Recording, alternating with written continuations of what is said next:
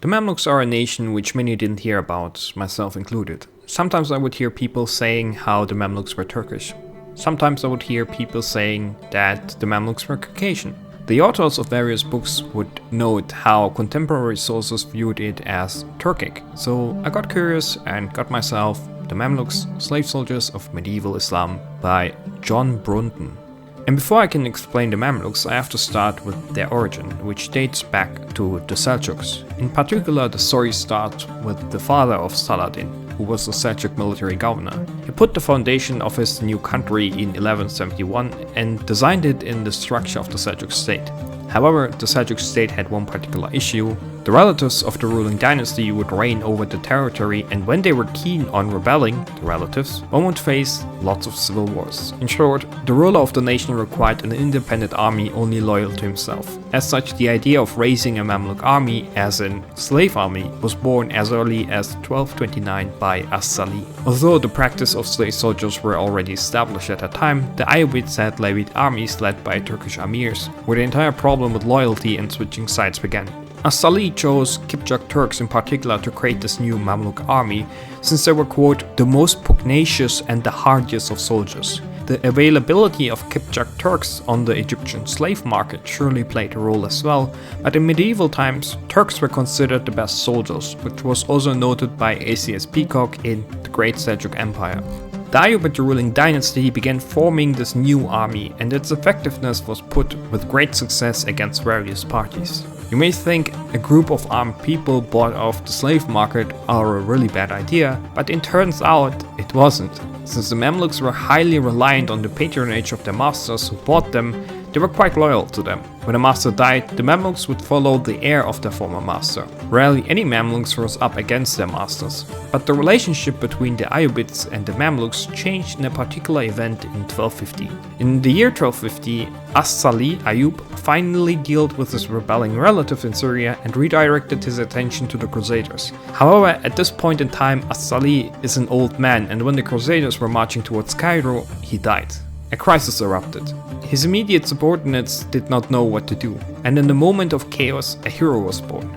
As-Salih's wife, Shayar ad-Dur, known as the Tree of Pearls, who was of Turkish slave origin. When people asked about the state of their ruler, she dismissed the concerns and told people that her husband was merely ill. She then formed an alliance with a senior emir called Bahir and created a united front against the Crusaders. Eventually, the death of her husband was leaked, but not before the Crusaders were defeated. This raises the question, why did this Bahir support a woman in medieval Islamic society? And the answer is quite simple actually. Bahir supported the Turkish queen because he was of Turkic origin himself. He considered her a comrade. In nomadic Turkish society, so the author, women had equal status. Either out of loyalty to her husband or because he had confidence in her ability, he worked with her wholeheartedly. But as much as Bahir supported the queen, society did not. The remaining non-Turkish emirs demanded a male sovereign. Several emirs were invited, but most rejected for various reasons. Half serious, the Ayyubids were joking about electing King Louis as their new sovereign, until eventually Amir Izzad-Din Aybak at-Turkmani was chosen, who was of Turkic origin himself. To increase his legitimacy, he married the queen and put the Mamluk Sultanate, quote, under the protection of the Abbasid caliphate, which was essentially a relation similar to the French king and the Pope. Interestingly enough, the queen continued to rule on Aybak's side, but was only concerned with the administrative.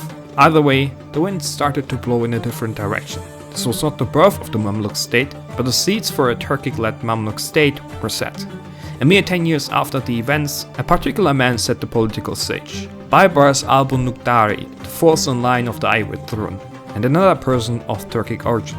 It would take too much time covering everything in detail, but essentially he organized a coup d'etat, couping the previous sultan. He claimed ownership over the state, legitimized himself by defeating the Mongols in Aleppo and the Crusaders in the Levant, reducing the Crusaders to a narrow coastal strip of land from Acre to Tortosa. He murdered his political opponents, subdued various rebellions, and brought some kind of order back to the country. He was not only a cunning man, but also a great diplomat. His biggest achievement was setting the Golden Horde against the Sultanate. The former converted to Islam, which Baibars used to form a good relationship and essentially an alliance between the Mamluks and the Golden Horde. This relationship stood the test of time and continued to the end of the Mamluks. Not satisfied with only diplomatic and military achievement, he financed various projects, among which are the lines bridge connecting Cairo and Fustat, the Pibold Palace at Damascus, the Az-Zahir Mosque in Cairo, roads to Damietta, fortresses in Syria, and several irrigation schemes. Baibars had ambitions. He quadrupled the army size, among which he had 1,000 regular soldiers, something extremely rare in medieval society, especially in that scope. He brought a number of reforms. He abolished various taxes, overhauled some systems of raising taxes, created the jizya tax, improved the messaging system, and established a highly effective intelligence system throughout his country, with spies reaching to the Ilkhanate. He was the man of the hour, a hero, a ghazi, an economist, the legitimate ruler, and most importantly, the founder of the Mamluk Sultanate. His new country was run by Mamluks, who were bought off the slave market and rose through the ranks to become governors and rulers themselves. One reason why Baibars could even get away with couping the former ruler was because of the Turkic origin of the Mamluks, who brought their Turkish traditions with them, among which it was custom that whoever killed the leader would become the new leader. The constant flow of new Mamluks would ensure the political stability of the new Turkish elite, who found themselves essentially stranded far away from their homeland. Every new Mamluk that got in charge of ruling the country or governing an area would buy new Mamluks of Turkish origin for themselves, creating a never-ending cycle of imported slaves necessary for running the country and legitimizing their own rule. The import of Kipchak Turks was nevertheless not without issues, with different Mamluks buying their own private army, and fighting became a reality among the Mamluks. And with the Turkish custom of whoever killing the leader to become the new leader, a cycle of violence for the throne was born, which was rarely absent. Although the Mamluks governed the state, they barely knew any Arabic and frequently used translators. The first ever Mamluk Sultan who spoke fluently Arabic was An-Nasir, who was however born in Egypt. He has a different story I cannot cover here, but to put it in a nutshell, he was extremely popular among the people. The Mamluks that tried to coup him failed to seize power, despite putting him in jail. An-Nasir arguably brought the Mamluk Sultanate to its peak and brought prosperity in the scope last seen under Saladin. The basic job of a Mamluk who was not employed as a governor or who wanted to be a governor or ruler was to fight. Mamluks were not just like European knights in other regards, they factually were Islamic knights. The land that was given to them, which was called Iqta, was redistributed by the ruler after a period of time. It was automatically assumed that all Mamluks were corrupt, which is why after the death of an official, all of his wealth was seized. This may have had a basis in historic facts, but it also fueled corruption. The tax system was reformed and quite a few Mamluks were known as benevolent rulers, but there was no statutory taxes, meaning the Sultan demanded tax on whatever he deemed profitable. The Mamluks also had quite a bit of prestige, since they were known to be the defender of Islam. Consequently, their political power reached all the way to Yemen and Nubia, and with various kings and tribes paying tribute. The main income for the government to run were primarily agrarian products, but other industries did exist and were relatively famous. Some examples are wine produced by Christians, silk, glasses, perfumes, saltwork, metalwork, wood carving, silver/gold inlayings, craftsmanship, and trade. Trade not only between Muslims, but also trade to India and Europe. Trade to the quote-unquote evil Christians was indirectly conducted over Armenian Syria. The Pope forbade trade to the Muslims, which is why goods were traded to Syria and from Syria to Europe. Overall, the economic basis the Mamluks created greatly benefited government officials, craftsmen, manufacturers, and the commercial class. Putting the economic aspect of the Mamluks aside, there is one question that yet has to be answered. Where is the Caucasian aspect of the Mamluks coming from when the Mamluks were recruited from Kipchak Turks, and that much is historic fact. There is no consensus or clear evidence why the amount of Kipchak Turks were recruited less over time, but there are various theories, among which one is that the high demand for male Kipchak Turks changed the sex ratio of Kipchak Turks in their homeland, making it difficult to get more. Due to the increasing amount of influence of Kipchak Turks, there was also the need to counter this influence with non-Turkish Mamluks, which resulted in the import of Caucasians.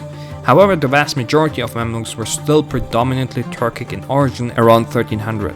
The Caucasians also preferred to get Caucasians as Mamluks, not because they thought they were better fighters, but because they simply preferred their kin, which was also noted down by Ibn Tariq, who stated that the Caucasians were imported for their ethnicity, not their merit. Whatever the case was, from 1382 onwards and under the Mamluk Sultan of Barkokos, the Mamluks became predominantly Caucasian. But, and this is a very big but, the Caucasians still underwent a classic Turkic education, receiving Turkic names, and were seen as Turks by the locals. So even when the Mamluks were predominantly Caucasian around the 1400s, they were still viewed as Turks. Even centuries after, the Mamluk Sultanate was known to its neighbors as Mulk al-Turk, the Kingdom of Turks. This goes as far as contemporary sources viewing the Ottoman conquest as an exchange of one Turkic rule with another. This view is also supported and noted in, for instance, The Arabs of the Ottoman Empire by Bruce Masters. This brings me to the topic of Mamluk education. But how were the Mamluks educated, recruited, and in the end made soldiers? Even though Kipchak Turks were bought off the slave market, this does not mean that every single one of them were involuntarily there.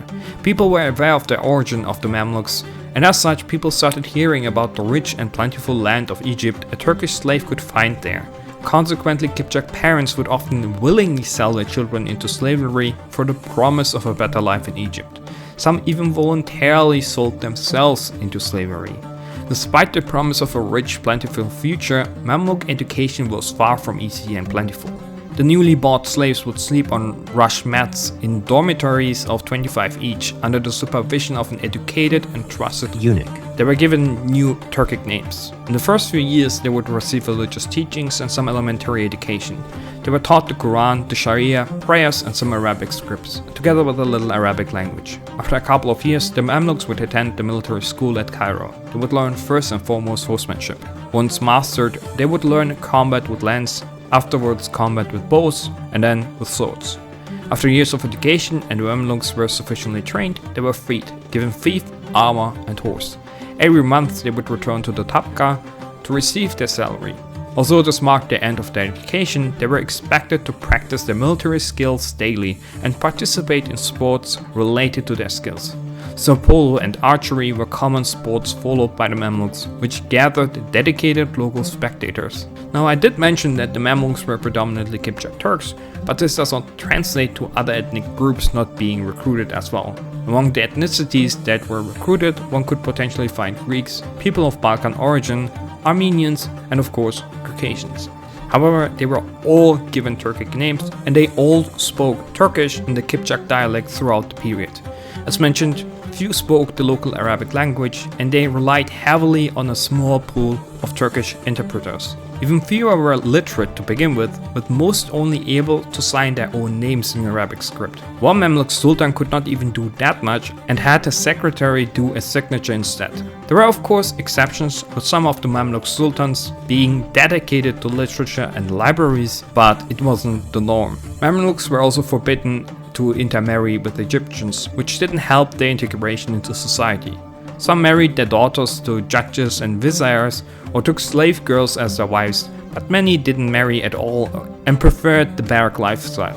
For some strange reasons, the author also noted that a lot of them were probably gay or conducted homosexual acts. I'm not sure what to do with this information, and now it's your problem.